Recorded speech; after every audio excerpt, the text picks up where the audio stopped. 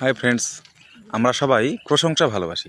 যদি আমাদেরকে কেউ সুন্দর বলে বা যদি কোনো কাজ করি বলে বা খুব ভালো ভিডিও বানিয়েছিস বা খুব ভালো এই ড্রেসটা পরতে খুব ভালো লাগছে বা তোর এই কাজটা করেছিস বা খুব তো চমৎকার হয়েছে, তখন আমরা খুব খুশি হই।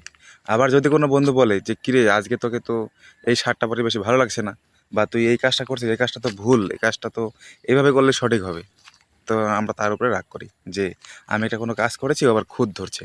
আমি যে কাজটা করেছি সে তো ঠিকই করেছি। কিন্তু পরবর্তীতে গিয়ে দেখবে যে যে বন্ধু তোমার সব সময় শুধু প্রশংসা করে তোমার ভালো কাজে খারাপ কাজে, তুমি তো আর বুঝছো না তোমার কোন কাজটা খারাপ হবে। এবার সব সময় শুধু প্রশংসাই করে, তখন তুমি যদি ভুল পথেও চালিত হও কারো দ্বারা, বা তুমি কোনো কাজে জয়েন করলে সেই কাজটা হয়তো মানে খারাপ রাস্তার কাজ, তখন সেই বন্ধু তোমাকে তাও বলবে যে হ্যাঁ, এই কাজটা করছিস খুব ভালো হচ্ছে, এটা খুব ভালো হবে।